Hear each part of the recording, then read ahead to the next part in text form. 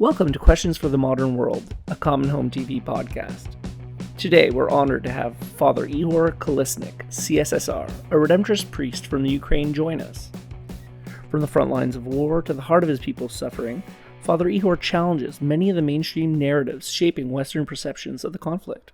His voice, grounded in faith and lived experience, is a refreshing call to look beyond the headlines and statistics to the human cost and unwavering hope of those enduring unimaginable trials.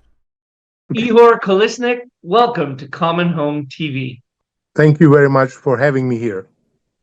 We realize that you've landed in New Jersey just a few days ago in the midst of all of this, but you were actually in Ukraine during that Trump-Zelensky press conference.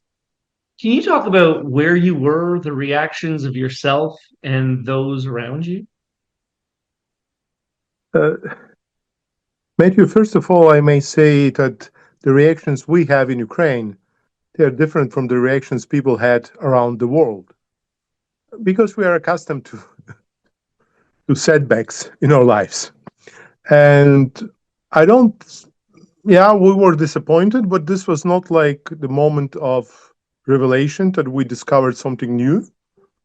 We were kind of prepared for something like that. Because we already anticipated that the new administration in the United States will have other priorities. And generally speaking, we also were disappointed with the way the previous administration handled this stuff. So there was a kind of hope in Ukrainian society that with the Trump, there will be more decisiveness. What was the difference before that? As they used to say, some of our politicians said that we got the help from the West. I am saying now not about the regular people, because this was the great deal of support we received and experienced from all the people around the world. But the moment we speak about governments, that situation changes. And some say that we receive from the governments, especially from the United States, like a teaspoon every month of help. And we were hoping at least that this new administration would change something, that will not go without any decisiveness, that situation will not go so far. And we were surprised that this went pretty decisive, but the opposite direction we expected. So the people were disappointed in Ukraine, but this was more, we experienced that like it was more buzz around the world than in Ukraine itself. What was really bad, this was the moment we were cut off from intelligence, and especially intelligence, in the last 5 days. And as you know, the situation changes pretty fast. So we are back on what we were before. It's not like we have any better than it was a week ago or 2 weeks ago, but we are on the same place where we were before. Therefore, I may say, yes, this was the situation that many Ukrainians, especially I experienced it's here in the United States, are and were really worried about. Many things changed, as you know, in the last couple of days. It's not like it is better for us, but at least now we see that the administration in the United States is kind of waiting for response, and that response from Russia is, as we all expected, is negative. And we know that we have done a lot. Well, can I just jump in there, just because I think now you're talking about the recent ceasefire talks, right? Yes. You're alluding to that. Yeah. Well, can I just point out that from what I'm hearing today is that, because it leads into my next question, what we're hearing today is that they're resuming the military aid and intelligence sharing. But this sort of comes at sort of because Zelensky said that he would agree to that they came to an agreement on conditions for a ceasefire to bring to Russia. What concerns do you have about Ukraine being excluded from key negotiations about its own future, or being bullied into um, taking deals that they don't think will last for a just peace or provide, justice in the eyes of God, as we would say, as committed, faithful people? You see, that whole situation is totally unhealthy, surely. But then, we, especially in Ukraine, in those last 2 weeks, we remembered and reminded ourselves of all the things that have happened, I think, since the beginning of the First World War, and how deals were made, often without those who were involved, and often without Ukraine, even though Ukraine were essential part of those two wars. I cannot say we are kind of already in a resentment that we have no hope. We know, and this is the sad disenchantment we have. We know how the politics is working, but we also know our people. And this is not just about our politicians. I may be honest with you, we always have a kind of trouble to trust our own politicians too. It's not like we are disappointed in Trump. We support our government, but at the same time, we have a lot of critical questions to them. But we know that our military people, men and women serving in the military, they will not surrender to any unjust demands. And this is what is fundamental, this foundation of our hope for the future. We know that despite what the people will make and what kind of arrangements, because in Ukraine we were reminded of the peace that was kind of supposed to be done back then in Munich in what it was 1938 or something like that, when they divided Czechoslovakia and then Austria was annexed. And this was just another moment when the politicians decided that they will do something over the heads of others. And it's never go well. It will never went well. It will never go well. And therefore, right now, we are not afraid that there will be made decisions over our heads. I think people in Ukraine are ready to fight. And this is another reason, maybe later I will explain why we are ready to fight for just peace. And as we know right now and how we experience, we will fight with our bare hands, because this is about our survival. This is not about us wanting something that is out of this world.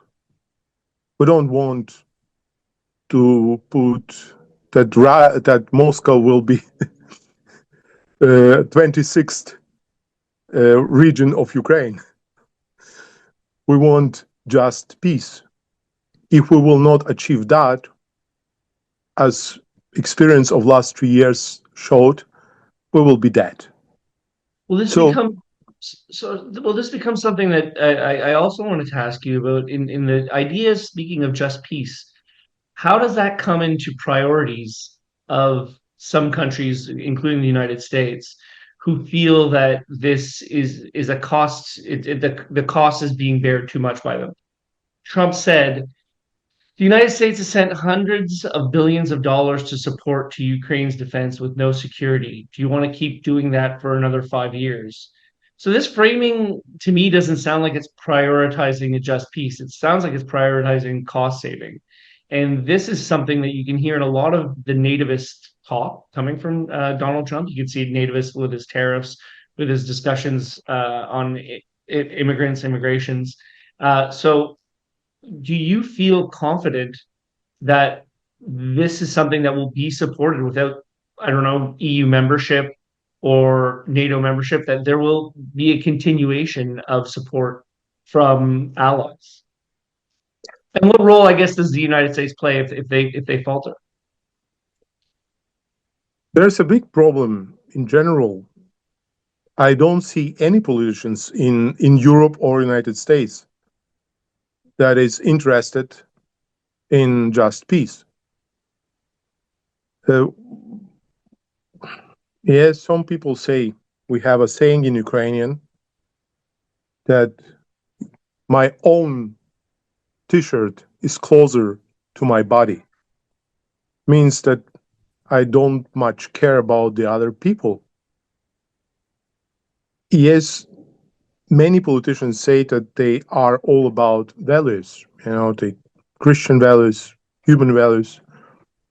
But in the moment when it's about money and sacrifices, they say, no, no, no. I have my values, but they are not that. They could not be that costly. So we know that people in Europe or United States or all around the world, in Australia and New Zealand, they are sympathetic with our cause. Not all of them, but many, surely. At the same time, we also know that we cannot expect from politicians that justice. Why? I'm not sure. Maybe I know this is maybe not going in the direction you wanted. This is not just about Ukraine. This is a general thought No, no, about the please go on. politics. But we know that, state is a form of organization of a society that is working in order to use the society. And doesn't matter how many politicians will tell us that they are all about our well-being. We know they are always about after our taxes. I studied in my youth a really great philosopher, German contemporary philosopher Peter Sloterdijk, and he has a couple interesting things about the societies and how they are made and how they are functioning. And we know that it would be foolish from us, or foolish of us, to expect from other nations that they will just invest their monies, in order to fight for us. But at the same time, maybe this is the moment when we remind ourselves and we try to remind others of our Christian faith, that there is something that is more fundamental than money. And this is something that is more fundamental than your own space of peacefulness. There's a question of justice, and not justice in the way of lawmaking, but justice in the way of humanity. Ukrainians are now in position that they fight for their lives. It's nothing less than that. We saw Bucha, those cities near to our capital city of Kiev, Bucha, Irpin. Everyone saw. I was shocked what the Russians did with Mariupol, that beautiful city that was actually Russian speaking almost completely, where people always considered the Russians their friends and brothers and sisters. So Russians destroyed that city, and people are buried between the blocks, between the houses there. And in that moment, we realized this is not, just about disagreement in the politics. This is not just about disagreement in some historical issues, like Putin used to say to that Tucker Carlson, that we have history. This is about survival, and I think we have right as Ukrainians to be alive. Other people may say that, maybe this is not as tragic as I describe, but this is. Russians came to Ukraine not just in order to change this political system. They came, as they did already before that, to cancel our culture, our language, and even our faith. And the story about not just our two converts, Redemptorists, who are imprisoned by Russians and tortured for 1.5 year, but other priests, Orthodox priests, Ukrainian Orthodox priests who were killed, Protestant pastors who were killed, whole families. This is the moment when we realize this, this is not just about some disagreements. This is about life. And I think life is justified to be. I know that when we speak about those things, there was a moment, I think, especially after this initial phase of war in 2022 and in summer, when they discovered those atrocities committed by Russians, rape,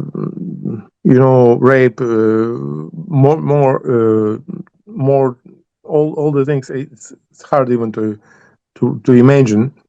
And many people said to those who discovered those and documented, and this is all done by UN, that please be quiet because nobody will believe those stories. Please don't make those stories public because this is embarrassment for not just for victims but for whole country of Ukraine. And for us, it was impossible to just put those stories aside. This shows that there is a bigger question. How can we convince others that this is about our survival? How can we tell people here in the United States or in Europe that if Russians will stay on the border between Ukraine and Poland, this will be the end moment of Ukrainian nation? Not just in political floor or political, but really biological. It's hard. And I know in many countries, when we speak about that, the people do not believe us. They say that we exaggerate that whole situation, that the justice cannot be, there should be other justice. But sadly, Russians are giving us no chances, to fight for other justice. We fight for our survival. And we see that many people in Europe too, and politicians or United States, they are, on the one hand, saying that, it is a human right to live. But as you said, when it's question of the cost of that human right to secure it, they say that this is too much. And there is no reasonable or logical way to speak about that because it's all about feelings. And especially the politics in United States, it's really more about feelings than about facts. But in Europe, the same, sadly. And those feelings, maybe this would be not a big problem if those feelings would be, at least from our Ukrainian point of view, on the right side.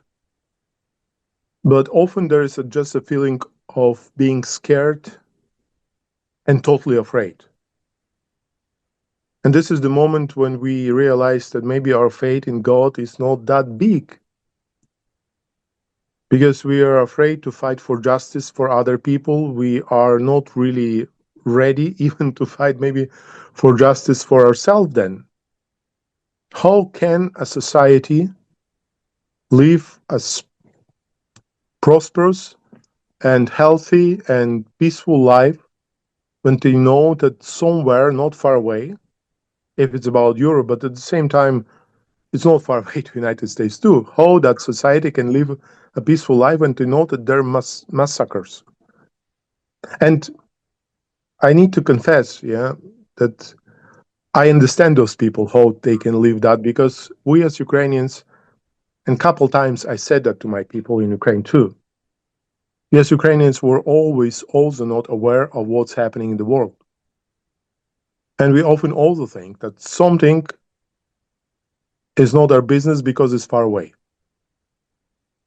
But this is the moment of awakening right now in Ukraine, that people understand that others treat us now as we treated many things in the world before that. And I'm not sure how can I transmit that knowledge to other nations. How can I bring them that feeling that justice is something that is not compatible with a sleepy conscious. Well. How do you then speak? So I guess it would be very. I guess we just don't have the answer, and I guess this is in the small part what Common Home TV wants to do is to try to promote and amplify your voice and this voice in the Redemptorist peacemaking tradition. But you also have, especially now where you were just recently in Ukraine and now you're in the United States, there's a large number of Trump supporters within the Catholic Church. So talking to the stranger and the other in the United States, there's no sort of in there, but there is an in with your fellow Catholics, the brothers and sisters at Mass, at in church spaces. How what message do you have for them? What are they not understanding about your fight for survival? Or what tact would you take with them to try to convince, in case even our conversation, if I can amplify that into some corridors that might be hostile towards the continued support for Ukraine? What would your pitch be to them? Or I guess pitch is the wrong word, but how would you speak to them? What would your words be? Yeah, it's not a strange thing, but I think this is what I discovered in all those 3 years, or maybe more. It's already 11, 11 years since the war in Ukraine started, because I remember those first interviews I got even in Austria in 2014. I still yet provincial at that time when war started, and we had chances to speak with cut press, different Catholic newspapers about the war. Our conference at that time were already part of the military as a chaplains, because and we this was a great ministry.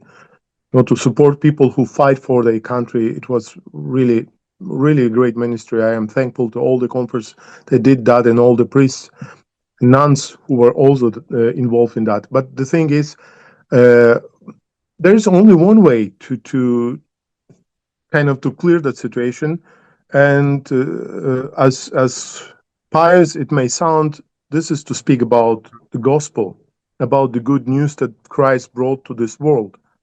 And this moment that was really important for us is the moment we see, especially after the resurrection of Christ, when he enters into that small room where his disciples are gathered and afraid.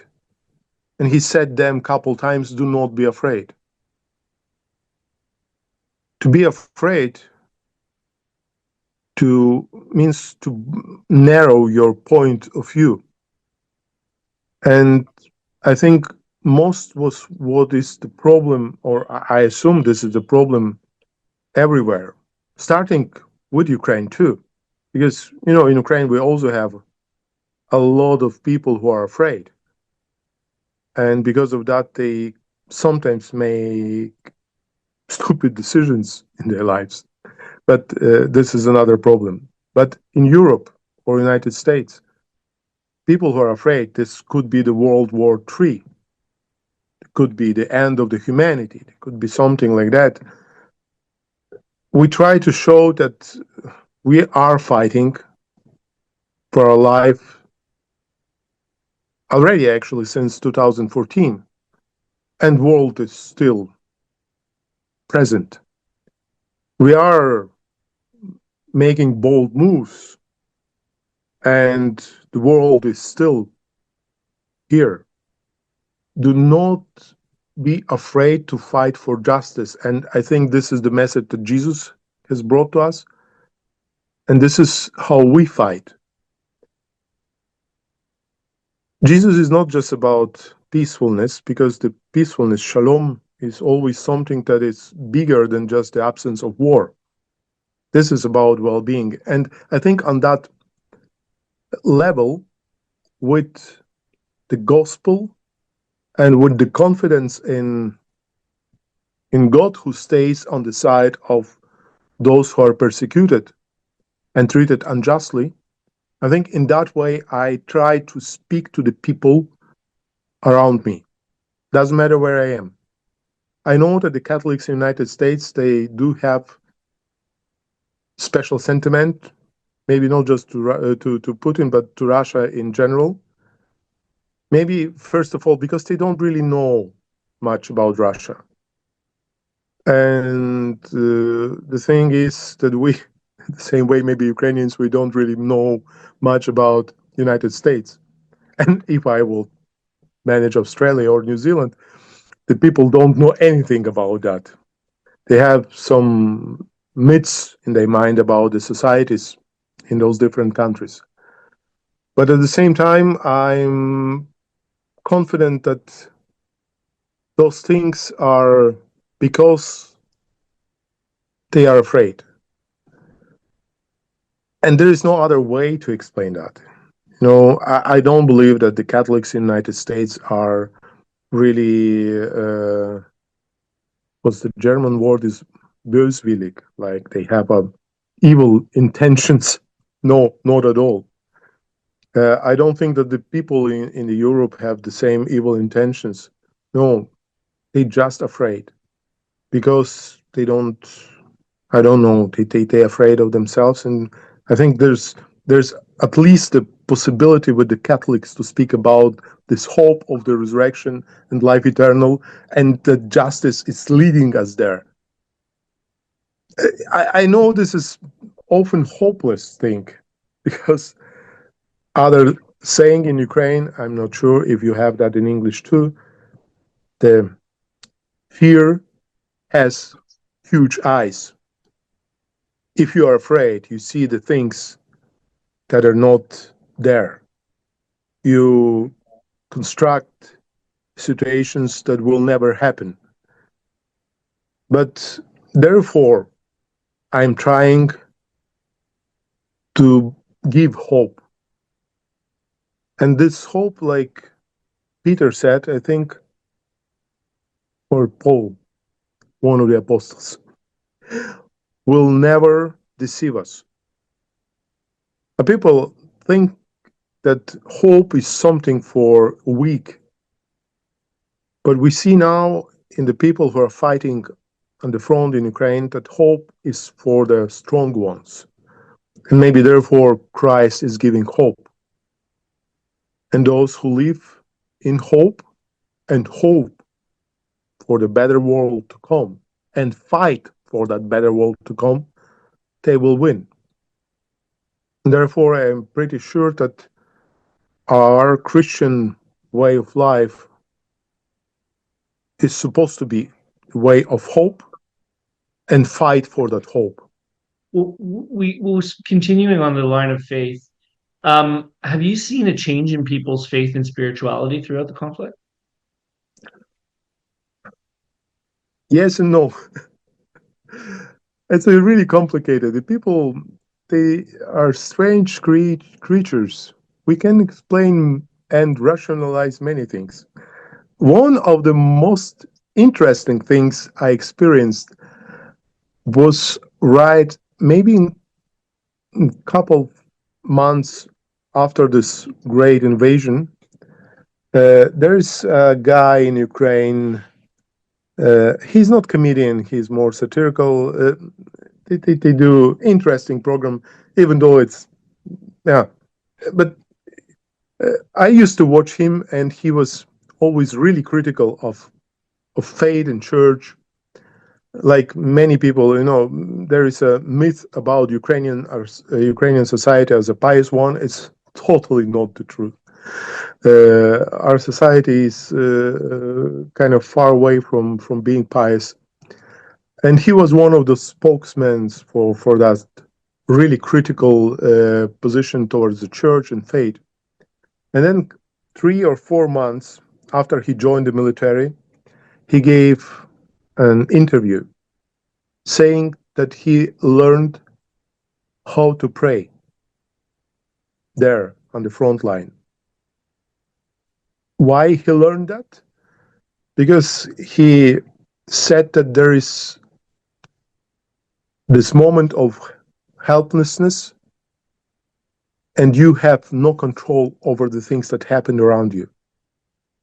Everything is going, bombs are falling all around. And he said that for him, the prayer is the moment of therapy when he knows that he can submit the things he experienced to someone who is greater than him. And I think many Ukrainians learn that. So there is a kind of, I cannot say spike in spirituality, but many people discovered that despite all the efforts they have made to control the situation, there's something that is greater than them, and they need someone with whom they can manage that moment. And this is not about just another person in their lives, like another human person. This is often about God in their lives. And surely there are many things that also have changed. Like our society became more critical towards God too, in the good way. They started to ask questions. Why this happened to us? Whose responsibility is to keep us safe? What God is doing? And we often trying to find the answers for all those questions that are not simple. I think first year, despite where I was, I did couple retreats for the priests or for the people, for the parishes. And that first couple months, because it started right in the beginning of Great Lent. And the first question from priests, from the lay people, were about the evil. Who is causing the evil in this world? And we sat down with those people and opened Holy Scripture and tried to find the answer. Reading the prophets, the book of Ihor, there was a spike in interest to the Holy Scripture in that moment, to find the answer, not to find, some kind of prophecies. Ukrainians, they like prophecies. There's our weak spot. Doesn't matter what time it is. Right now, even more, surely, and we have so many charlatans on internet trying to tell us when war will finish. But the thing is that when you look into the scripture, you try then to understand the ways of God's dealing with this world. And I personally found hope for myself. And I know many people who did the same. They discovered different God, not just some, pious picture that they turn to when they have troubles, but someone with whom you can have real relationship and go through the difficult, troubled times.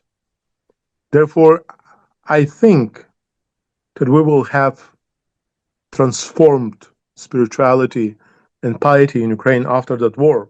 You mentioned the comedian satire person who came to a better understanding of at least spirituality in these moments. But can you tell us any other stories of faith and resilience that particularly moved you throughout the war? It's really, I cannot remember something that I can tell you right up from top of my head. But there are many things, like the moment when our fathers were arrested in Berdyansk. Why they were arrested? Because they went with the people to pray on the beach, Berdyansk, on the Azovian Sea. And they went there to pray maybe a couple times a week, just for peace. And they knew not just our conference, but with the people.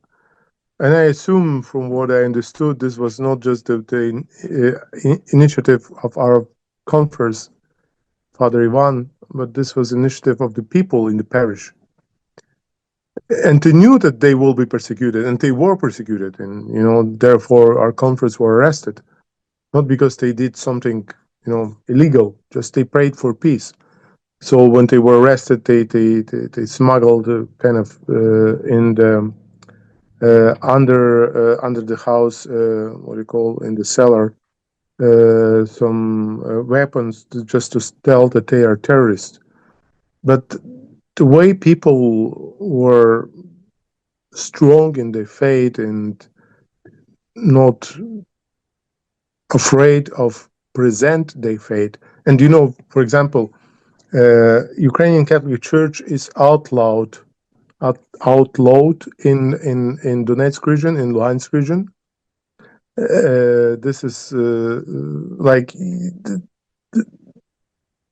this is, I cannot say this is a persecution like in the first centuries of Christianity, but kind of similar. You will be arrested, like our conference too. And if there would not be for all those interventions from Vatican and some other people, we try to do every possible thing that they will be never released. At least what our conference already said, Father Bogdan, Father Ivan, they were prepared to die in that concentration camp. That there was no hope. They couldn't, there were hope for them in the way that they hope for the kingdom of heaven, but there was no hope for them to be released and to be set free.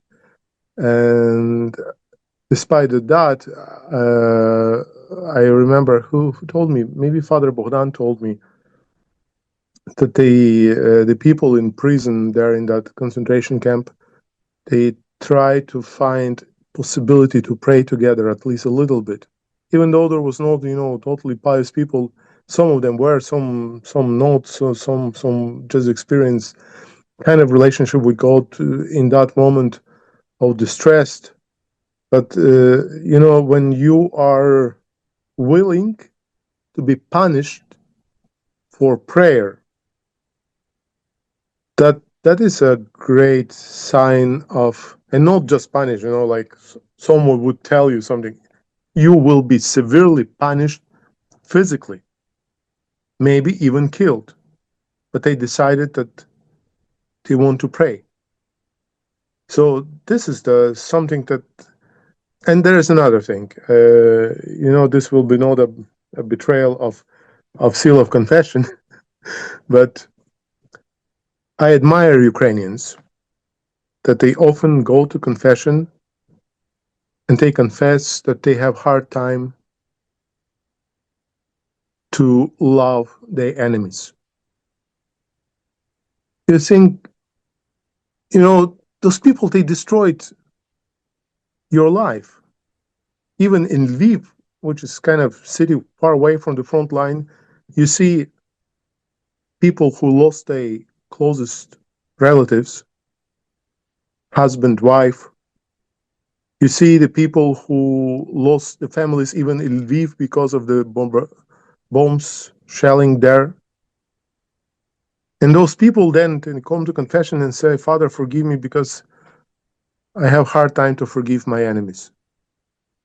And I told my confreres and priests and the people themselves, there is hope for us because we are not submitting ourselves to that constant hate and fear. That God is more important for us than those enemies. And I'm proud to be Ukrainian. There is and not because we are, surely there are great people who fight, and we have lost many, many, many friends in that war already. But I'm proud of those people who still not willing to submit themselves to total anger and resignment. So maybe therefore there is a reason to fight for us. Because I know that sounds more like a Pharisee in that story with the Pharisee in publication. Thanks be to God that we are not. But surely this is a hard time, and we are growing to Christian, to faithful maturity in that thing. No, Well, not surely, not everyone, but many. you say the we, just to bring it back to the Redemptorists as your Redemptorist father, what role do they play in supporting communities in the Ukraine at present and the evolution of that? We've had interviews on Common Home TV with before, we've had a documentary, and that was 2, 3 years ago now. And how has that evolved through the war? Till recently, we had many refugees in our houses, in our communities. In the eastern Ukraine, we had community in Berdyansk, so that now is under occupation, and we have community, still have community in Chernihiv, where there are also the sisters, missionary sisters, almost Holy Redeemer, like active Redemptorist sisters. So in those communities in eastern Ukraine, especially in Chernihiv, we try to support. We in Chernihiv we moved to the area that was kind of mostly destroyed by Russians when they were seizing the city. They tried to seize the city, and there was a siege of the city in 2022. Our converts remained in Chernihiv. Even more came there. So we had 5 converts in Chernihiv in that moment of siege, who helped the people there, who tried to support with anything we had those people in those dear, really completely difficult situation. So we're still there, and 2 of our converts are working, I think, in Caritas there, helping the people in Chernihiv. Surely we have many retreats and seminars and anything we can help with for the families who have lost their relatives. We try to have moments also of kind of spiritual renovation for the wounded soldiers who are not on the front line anymore. There's so many things that happening all the time. Some of our And this, conferences are going this is the in this, just to switch from that to the external Redemptorist family as well. You've outlined sort of how you're working, what you're doing to support within the Ukraine, but you're also receiving international solidarity from the Redemptorists. Like, can you talk a bit about the solidarity, not just from the Redemptorists, but how important in a moment like this the teachings of the Church on solidarity are to not just the Ukrainian people, but I think there's also a spiritual and a benefit for the acts of solidarity for those who are taking part outside of the Ukraine. There's a huge deal of support. Like we started right in the beginning to experience that closeness of, this is something that makes me proud also to be a Redemptorist, how the Redemptorists responded to that huge suffering of the people all around the Europe, also from overseas. They help with everything that possible and impossible almost. Surely there are many other organizations who help us, but we were glad to have that direct support from the European Redemptorists and general government, and to general government by all the Redemptorists all around the world. I cannot even, count all those things that happened because of the Redemptorists. We managed to survive and to help so many people because of our conference in Europe. Many things that are done now in order to kind of start the process of rehabilitation of our soldiers, wounded soldiers, in the mental area, on the level of the spiritual and mental health, are done those things by support of the Catholic organizations in Europe, like Kirche Nord or Novabis, the big organizations, Catholic organizations that are supporting many caritative things. So for us, it's not a question that without the great support of the Catholic communities all around the world, the things would be way worse. And every time we meet our converts and meet the people all around Europe or all around the world, we just bring that expression of gratitude for everything they have done.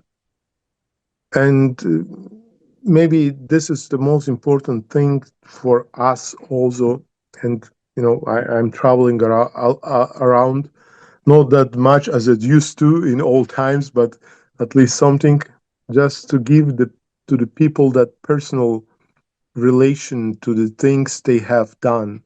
Because through our community in Ukraine, through the Redemptorists, they helped so many other people, and just for them to experience that thankfulness from them, it's important just sometimes to see the real person who came from that area. I'm old man, and many things are not staying for long in my head, and many names are vanishing pretty fast. But I may say, this is the great sign of solidarity that the Catholic Church has set in Ukraine.